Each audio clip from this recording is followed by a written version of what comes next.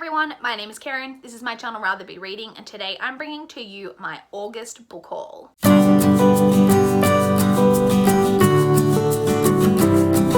August was a somewhat restrained month.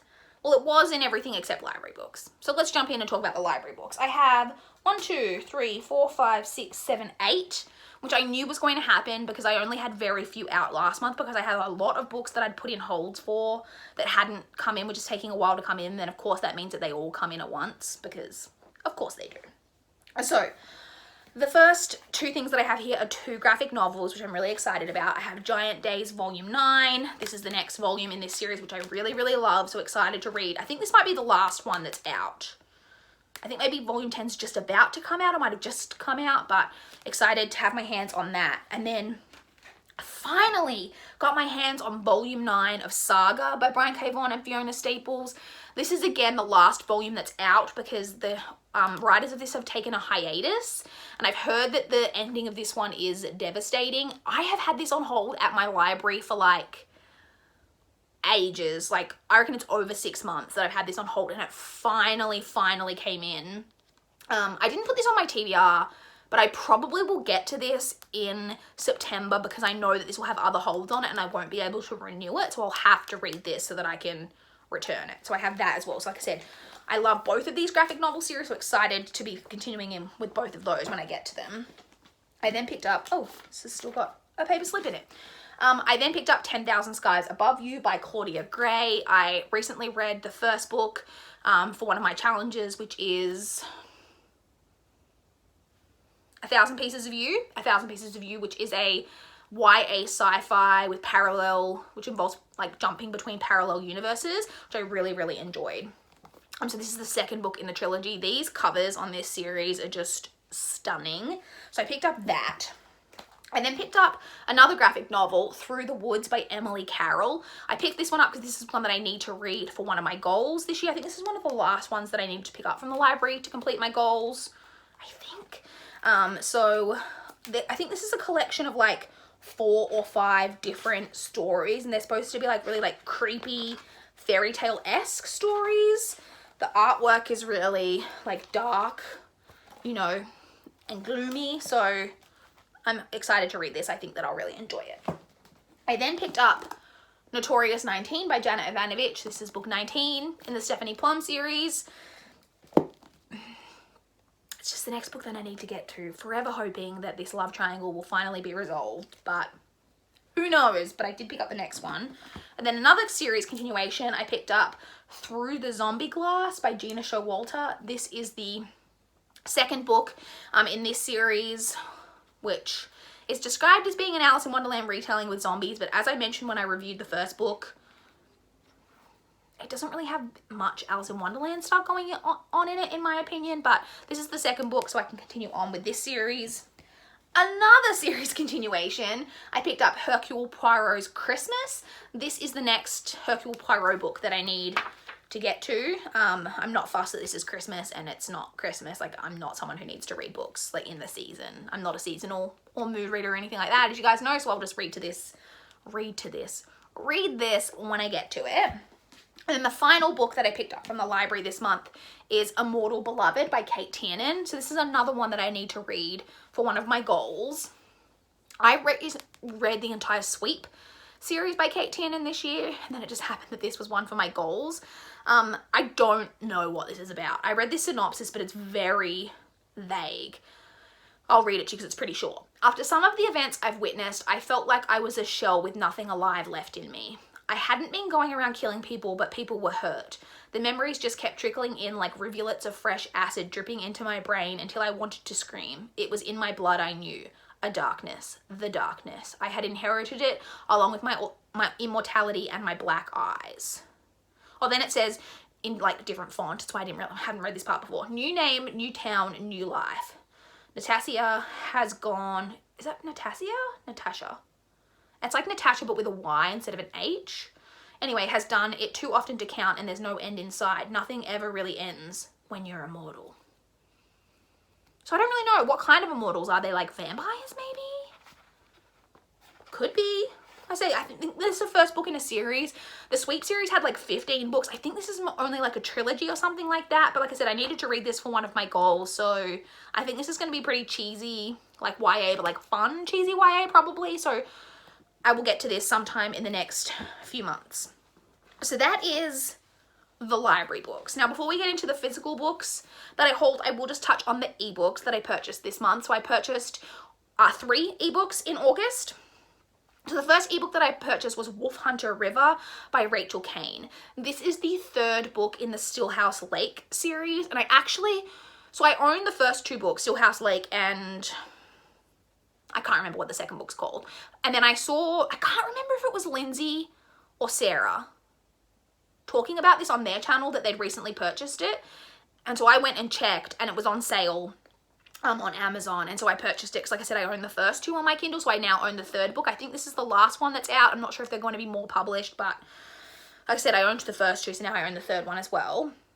I then purchased Stacey's Mistake by Anne M. Martin. This is book 18 in the Babysitters Club series, which I'm not going to lie, I'm a little bit pissed to have had to have bought the ebook because my library, for some reason, doesn't have this book, or I think the 19th book in the series, and they're not super expensive, but more than I like to pay for ebooks just generally. And then the fact that it's a middle grade book and I can read this in literally like 30 minutes, it hurts me to pay $4.70 something or whatever I paid for this. I think it was around $4.70. I think it was $4.74 actually.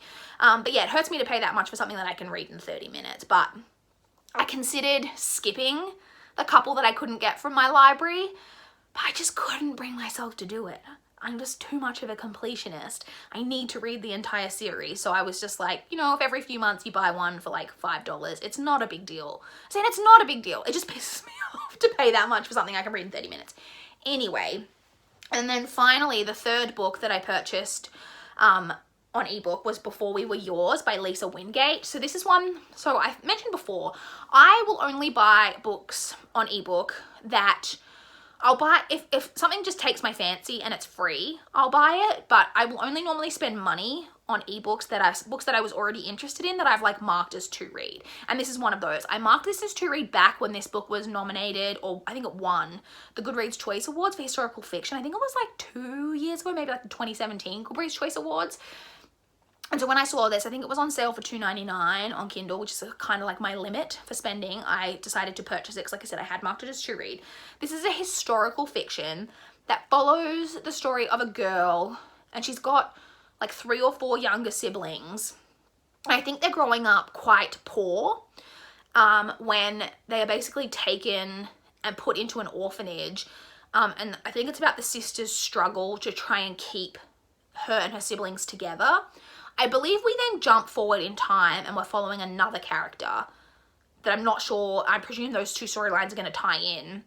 But I also do believe this is based on like true like events of like the circumstances where like poor children were taken from their parents to be sold to rich families, which is just awful to think about. But yeah, so I did purchase that on ebooks. So they're the 3 ebooks that I purchased. And now to touch on the physical books that I purchased, I only purchased 3 books this month from my normal monthly order. No, that's a lie. I have my normal monthly order. That's right. One of the books from my monthly order came in right at the end of July. So it was in my July book haul. So I was like, this is weird. And then so the first book that I have is not from that monthly order. It's actually from a little pop-up bookshop that I saw when I was in Melbourne with my mum. When I went to Melbourne to see The Cursed Child, there was a pop-up kind of bookstore with like books for, it said like, had signs all over it being like, books $3, $3, $3. But when you went in, it was like, there was like one table of like not great selections for $3, and then everything else was like more expensive. There was one book for a reasonable-ish price, and that was These Shallow Graves by Jennifer Donnelly. So this was $7. And I recognize this because this is a book that I had previously marked as to read. This is a historical mystery? Yeah, New York, 1890. It just says, a wealthy family, a deadly secret, a girl with more to lose than she knows. Like I said, I can't remember exactly what this is about, but I know that I've heard good reviews of this, and like a historical mystery is like right up my alley. And like I said, it was only $7 for like a paperback, so I was happy to, I like buying a book when I like go to different places. It's like a fun, like this is the book I got when I was in Melbourne. So I purchased that. And then I have the 2 books that were left from my monthly order. Like I said, that the part of it was in July. You get what I'm saying. So the first one that I have here is A Midsummer's Nightmare by Cody Keplinger. So I read The Duff this year? Last year. I'm not sure, but I really enjoyed it. And then so I got shut out from my library and I really enjoyed that as well. And so I wanted to keep reading through her publications. And this is the next one of her publications, but for some reason my library doesn't have this one. But I did still really want to read it. So I ended up finding a copy of it. I think I got this off eBay. I got it off somewhere secondhand. It's not in like the world's best condition, but like it's decent. I can't remember how much I paid for this, more than I wanted to, but I also really don't like this cover. But I think Cody Keplinger's covers generally just are not that attractive. I have no idea what this is about, except that I assume that it's a midsummer, oh my god. A Midsummer Romance? No. A Midsummer Night's Dream. The Shakespeare play? That's what it's called, right? I think so. Anyway, I'm pretty sure this is a retelling of that. And I think I actually will end up reading this year, because for one of the prompts for the Around the Year in 52 Books challenge is to read a book that's either by or inspired by Shakespeare. And now I have this on my TBR which fits that prompt, and I wasn't sure like what I was going to read for that yet, so I'm pretty sure I'll probably end up getting to this year. Anyway, that's really long-winded. And then the next final book that I hauled in August is one that I've already read, which is Check Please, Book 1 by Ngozi Ukazu. So this I read a while ago because it was originally a webcomic and it's kind of published in years. So you follow a main character named Eric Biddle, who goes by Biddy, who is a, he moves, it's set in Canada, I think, and he is on like he's in college and it's or university, and it's the university hockey team that he's like a part of this university hockey team. He is also dealing with his sexuality, and he's like a very like soft boy, like he's into like baking, and he has like a kind of a like vlog channel where he does like some baking stuff, but he's also a hockey player. And it kind of deals with that. So like I said, it's published in, the webcomic's published in years, like year 1, year 2, year 3, like of university. I've read the first 3 years. Year 4 I want to read, but it's not complete yet, I'm pretty sure, on the webcomic, and I don't want to read it until it's finished.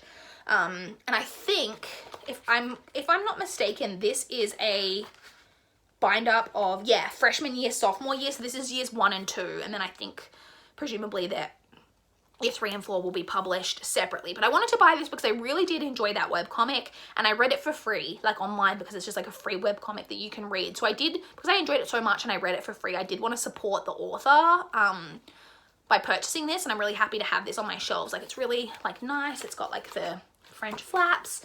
Oh, and hey, check out Ngozi Ukazu. She is looking fine. So happy to have my hands on that as well. So that's it, you guys. Those are all of the books that I picked up in the month of August. I would love to chat with you guys in the comments down below if you've got any thoughts on any of the books that I picked up, or if you guys want to talk to me about what you guys have been picking up in August. I would love to know. Please like this video if you liked it. Please subscribe if you want to see more from my channel. That is all I have for this video today.